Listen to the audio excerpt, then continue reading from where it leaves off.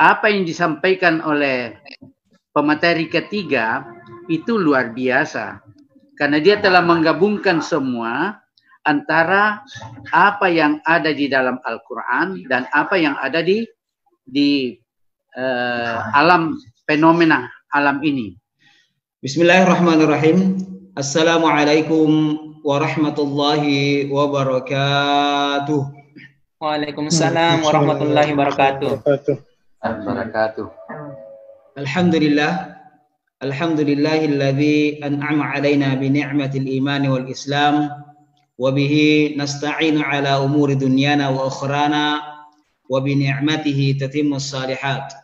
Allahumma salli wa sallim 'ala habibina wa rasulina wa uswatina wa qudwatina wa syafi'ina insyaallah yaumal qiyamah Muhammadin sallallahu alaihi wasallam wa ala alihi wa ashabihi wa man sara ala nahjihi wa ihtada bihadihi ila yaumiddin, amma ba'd.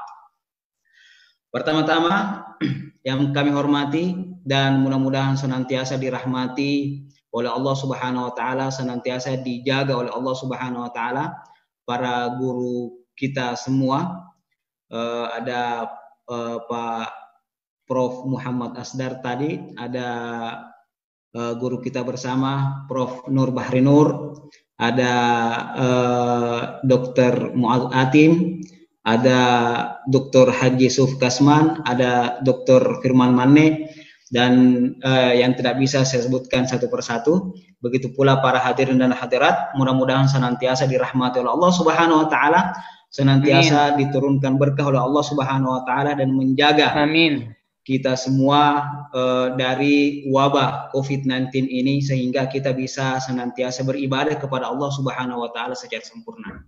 Amin amin ya rabbal alamin.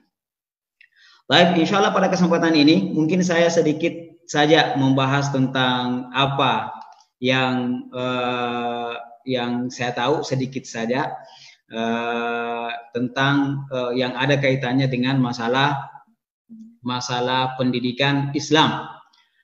Kalau masalah tentang kesehatan tadi sudah dikupas secara tuntas oleh Dr. Mu'ad, maka insya Allah pada kesempatan ini sedikit saja ingin share sama hadirin wal hadirat, sama teman-teman, sama guru-guru kita semua di sini, karena saya juga sebenarnya tidak sama seperti yang tadi dikatakan bahwasanya adalah seorang ulama.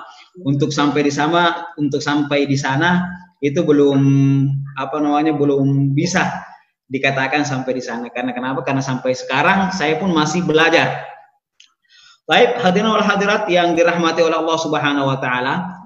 Pertama-tama ketika berbicara tentang pendidikan Islam, sebenarnya pendidikan Islam ini proyeknya, kalau kita mengatakan proyek, itu jauh-jauh hari sebelum seorang lahir, sebelum kita lahir, itu Rasulullah Shallallahu Alaihi Wasallam sudah membuat proyek untuk keluarga, untuk anak-anak kita selanjutnya. Dengan apa? Dengan adanya Rasulullah Shallallahu Alaihi Wasallam memulai bahwasanya kalau laki-laki memilih perempuan, maka yang paling diperhatikan adalah agamanya.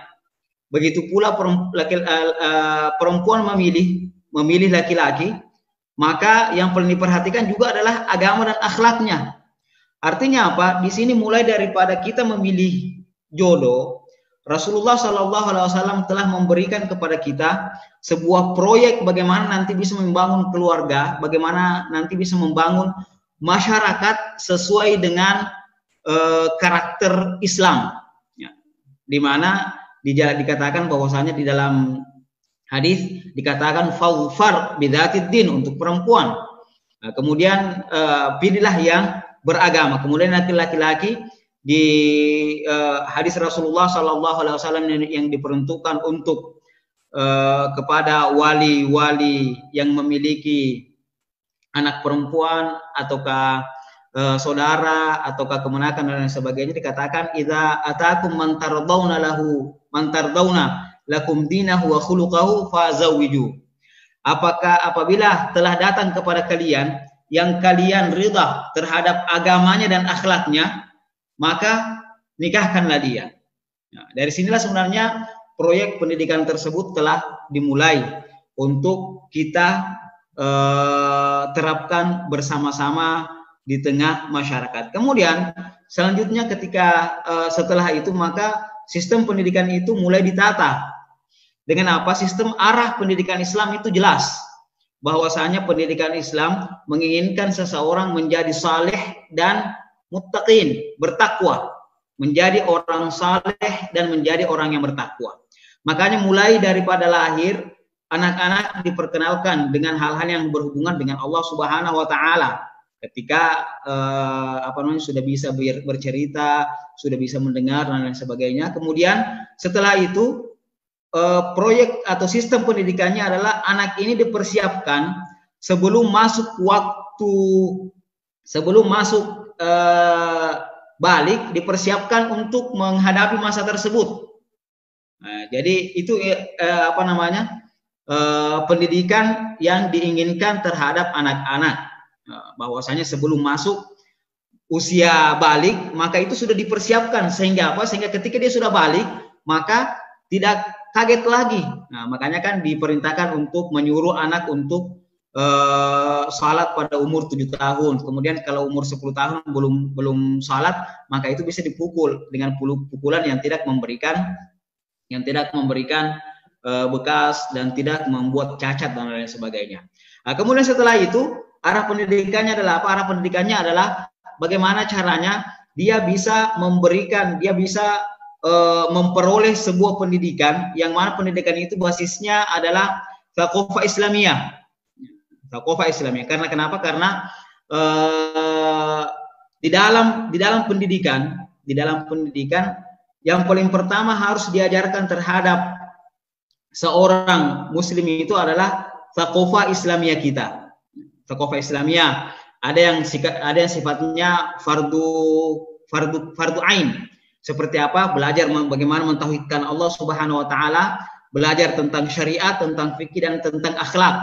Dan ketiga inilah yang harus senantiasa dimiliki oleh seorang muslim. Dan ini kaitannya dengan sangat erat kaitannya dengan hadis yang disebutkan tadi oleh Dr. Muadz. Yang tentang hadis Jibril tadi. Kenapa? Karena hadis ini dikenal dengan hadis Ummus Sunnah. Hadis Ummus Sunnah. Kalau dalam Al-Quran ada yang namanya Ummul Quran di surah Al-Fatihah. Di dalam hadis ada juga yang namanya Ummus Sunnah.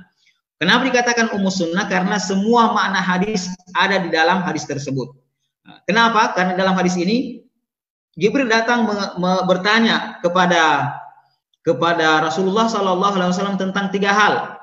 Yang pertama adalah tentang iman, apa itu iman, kemudian tentang Islam, dan yang ketiga adalah tentang ihsan. Jadi iman, tauhid, Islam tentang masalah syariat atau masalah fikih, ihsan tentang masalah akhlak. Makanya ketiga hal ini harus dimiliki oleh seorang muslim, dan inilah yang harus menjadi pelajaran dasar terhadap seorang muslim sebelum mempelajari yang lain. Sebelum pelajaran lain, supaya apa? Supaya betul-betul ada yang namanya dasar bagi orang tersebut. Nah, ini kalau ulama-ulama dulu ataupun para qudama dalam belajar, semua sistemnya seperti itu. Sehingga apa? Sehingga di dalam pembelajaran yang kita pelajari sebenarnya di dalam apapun yang kita pelajari itu cuma ada 2 hal yang mau kita pelajari. Yang pertama belajar tentang qimatul hayah, yang kedua belajar tentang wasilatul hayah. Qimatul hayah, nilai kehidupan. Yang kedua adalah belajar tentang wasilatul hayah atau sarana kehidupan. Nilai-nilai kehidupan ini kita dapatkan di dalam agama Islam. Nilai-nilai kehidupan inilah yang harus ditanamkan dari awal. Nah, kemudian harus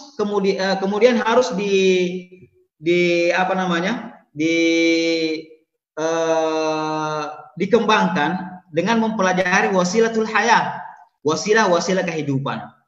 Qimatul hayah di dalam agama Islam itu sendiri harus kita pelajari tentang bagaimana akhlakul Islam, bagaimana bagaimana syariat Islam tersebut, begitu pula bagaimana caranya kita bisa dikatakan sebagai seseorang yang memiliki akidah Islamiyah. Ketika hal ini sudah ada sama kita, maka insya Allah kita akan menjadi seorang muslim yang hakiki. Kemudian setelah itu kita mempelajari tentang wasilatul hayah yang kita dapatkan dalam ilmu-ilmu pengetahuan. Nah, ini juga perlu. Kenapa? Karena ini untuk memberikan kemudahan bagi kita di dalam kehidupan kita. Nah, makanya kalau ulama-ulama dulu dalam belajar, ketika telah mempelajari hal-hal yang mendasar, mereka berpencar.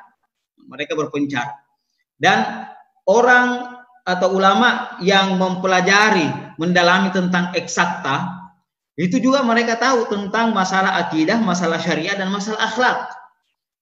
Banyak sekali ulama-ulama kita yang mempelajari hal tersebut, akan tetapi didasari dengan pengetahuan tentang akidah, syariat, dan akhlak. Taruhlah kita katakan misalnya Ibnu Sina yang dikenal sebagai Avicenna. Beliau adalah orang yang tahu tentang masalah akidah, tahu juga tentang masalah syariat. Makanya di tempatnya beliau ada pengajian-pengajian tentang masalah tentang akidah, begitu pula tentang masalah-masalah fikih dan masalah syariat. Begitu pula yang lain, Al-Khawarizmi misalnya yang menemukan algoritma sama aljabar, begitu pula menemukan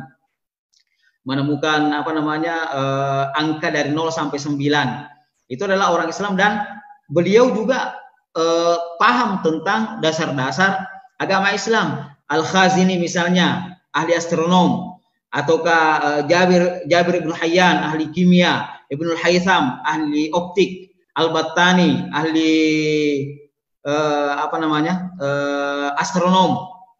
Begitu pula misalnya Abul Wafa yang mengembangkan trigonometri dan geometri dan lain sebagainya. Mereka semua adalah para ulama-ulama yang lahir dari Islam, akan tetapi mereka mengembangkan wasilatul hayah untuk apa? Untuk memudahkan kaum muslimin beribadah kepada Allah Subhanahu wa taala dan memudahkan kaum muslimin di dalam kehidupannya.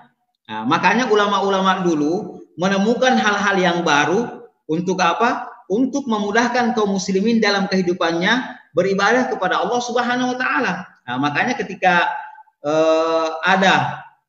ditemukan kereta api dan dibuat rel kereta api yang paling panjang pada saat itu adalah rel kereta api yang berasal dari Istanbul, dari Turki ke Madinah. Itu yang paling panjang. Karena kenapa? Karena memang dipersiapkan untuk hal tersebut. Nah, dan inilah seharusnya yang dilakukan oleh ulama-ulama sekarang.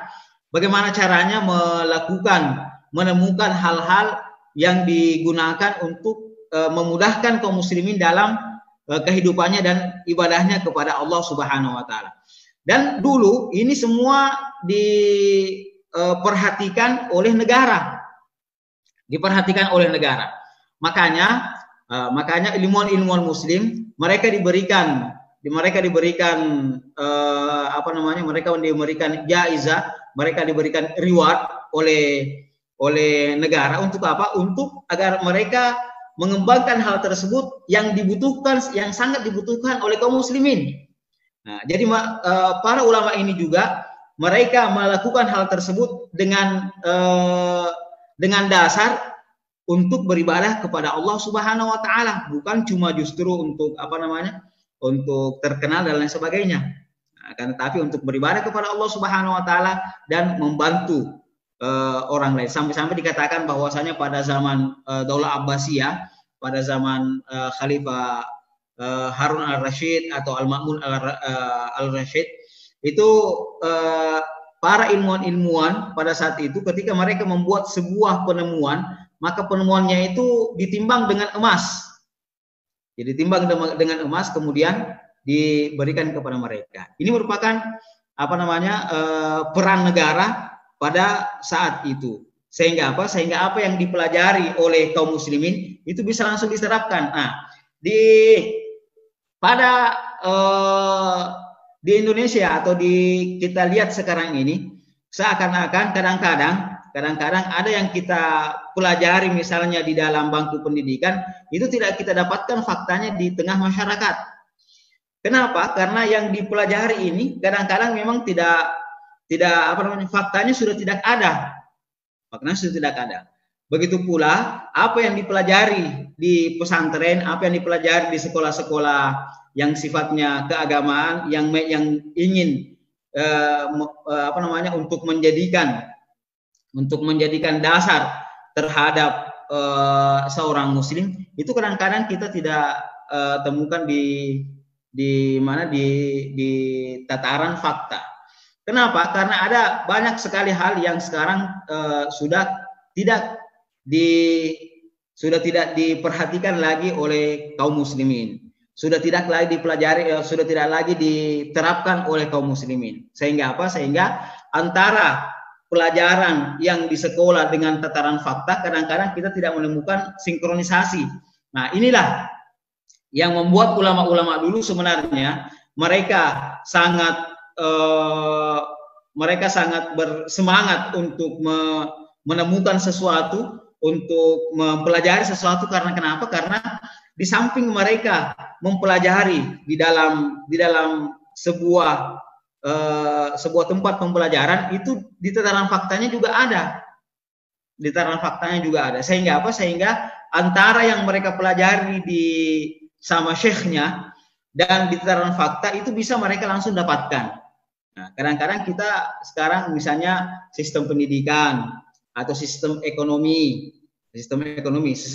yang kita pelajari misalnya yang kita pelajari dalam ahkamul buyu atau fiqhul muamalat, itu kadang-kadang kita tidak dapatkan atau kadang-kadang berbeda dengan apa yang kita pelajari di tengah masyarakat. Nah, disinilah fungsinya sebenarnya negara, di mana negara memberikan stimulus terhadap hal-hal ini. Sehingga apa? Sehingga negara memperhatikan betul apa yang diinginkan oleh kaum muslimin, apa yang diinginkan oleh penduduknya.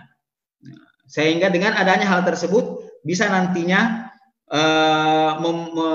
betul-betul berkhidmah terhadap masyarakat. Dan ini kita dapatkan di para khulafa ketika daulah Islamiyah dulunya masih ada. Nah, dan mudah-mudahan nantinya dengan adanya hamasa dari kita untuk menegakkan apa yang kita pelajari dari khazanah fikih Islam atau khazanah yang merupakan thaqafah Islamiyah, ini insya Allah nantinya kita bisa hidup di dalam sebuah naungan di mana kita bisa menerapkan syariat Islam secara sempurna. Baik, mungkin saja sedikit. Adapun dari segi di tengah pandemi ini, saya kira itu sangat berkaitan dengan wasilatul haya. Artinya apa? Artinya ini teknologi yang digunakan, bagaimana caranya kita bisa nantinya kita bisa memperoleh pelajaran-pelajaran yang ada hubungannya dengan qimatul haya, dengan nilai-nilai kehidupan, sehingga kita betul-betul bisa menjadi dan dengan bangga mengatakan bahwasanya saya ini adalah seorang muslim yang sejati. Oke? Mungkin Bismillahirrahmanirrahim. Assalamualaikum warahmatullahi wabarakatuh. Waalaikumsalam warahmatullahi wabarakatuh. Prof. Asdar, Dr. Muaz, dan Dr. siapa? Azwar, ya. Ini pemateri ini lengkap sekali. Prof. Asdar sekalipun singkat, tapi dia telah meletakkan nilai dasar utama sebuah pendidikan adalah akhlak. Kenapa? Kita kembali kepada hadis, taraktu fikum amraini ma intamasaktum bihima lan tadillu abada. Tinggalkan dua perkara, jika kamu berpegang teguh tidak akan kamu sesat abadan, selamanya, di dunia dan akhirat. Kitab Allah wa sunnatar Rasul. Saya ambil kitabullah. Kitab Allah itu paling tidak 3 garis besar isinya, yaitu masalah syariah atau masalah akidah, yang kedua adalah masalah muamalah, dan yang ketiga adalah masalah akhlak. Ketemu dengan Prof. Asdar. Apa yang disampaikan oleh pemateri ketiga itu luar biasa, karena dia telah menggabungkan semua antara apa yang ada di dalam Al-Quran dan apa yang ada di alam fenomena alam ini. Dan itu tadi ada di dalam ayat yang dibaca oleh qari pertama atau qari pada 5 ayat pertama. Saya hanya mengambil ayat ketiga, ayat keempat, ayat kelima yang ada kaitannya dengan pendidikan. Ayat ketiga Allah berfirman, Iqra wa rabbukal akram. Bacalah, yang akram itu adalah Allah. Ada 2 kata akram di dalam Al-Quran. Satu di surah Al-Alaq ayat 3 dan 1 kata akram di surah Al-Hujurat ayat 13. Inna akramakum indallahi atqakum. Akram di surat Al-Hujurat ya'uduh ilan nas, yang takwa.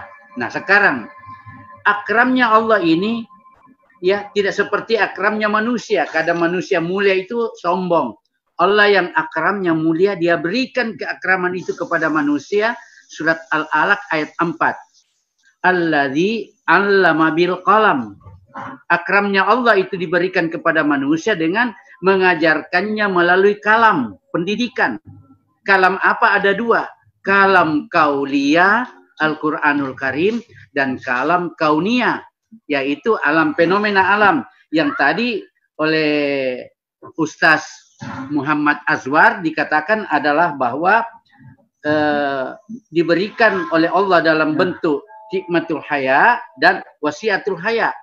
Nah, dia gabung, disinkronisasikan ini. Nah, kenapa Allah memberikan 2 itu pendidikan? Yaitu diajarkannya secara sistematika. Nah, itu tadi oleh Dr. Muaz, bahwa kalau orang ini melakukan satu pembelajaran, tidak boleh serampangan, tidak boleh satukan, tapi sistematika. Caranya bagaimana? Allah mengajarkan, alladzi 'allama bil qalam, 'allamal insana ma lam ya'lam. Dulu kamu tidak tahu, lama-lama kamu menjadi seorang orang yang lebih berpintar. Dulu kamu lemah, lama-kelamaan kamu menjadi kuat. Dulu kamu tidak punya apa-apa, lama-kelamaan. Nah, orang yang berpunya, orang yang berpendidikan, orang yang kuat, kalau itu dia angkat di dalam agama yang benar ini, dalam akhlakul karimah yang indah, dia akan akram. Sebagaimana 112 ayat Ali Imran, duribat alaikumud dillatu aynama sukifu illa bihablum minallah wa hablum minan nas. Jadi kita hina kecuali kalau hubungan Allah itu baik, hubungan dengan manusia baik, tentu tanda kutip akhlakul karimah. Oleh karena itu, ulama memang mencari yang baru untuk memberikan kebaikan kepada siapa saja. Sebagai penutup, dulu waktu saya di Saudi Arabia dipanggil oleh panitia haji pada waktu itu. Ya, mereka membicarakan tentang tawaf, sa'i dan sebagainya. Saya angkat tangan.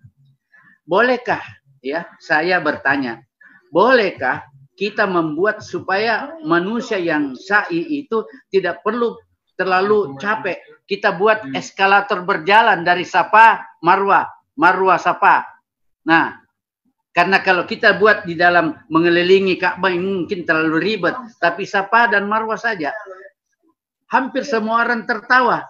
Tapi ada seorang yang mengangkat tangan. Itu benar. Tapi kita tidak lakukan dulu antara Safa dan Marwah. Tapi dia lakukan di mana?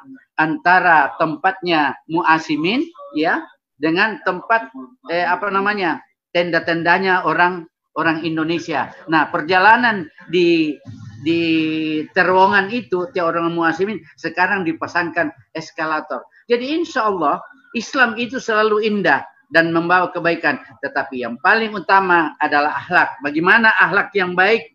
Ya, saya dapatkan dari Profesor Quraish Shihab bahwa jadikanlah kamu memiliki ilmu yang amaliyah dan beramallah kamu dalam amal yang ilmiah.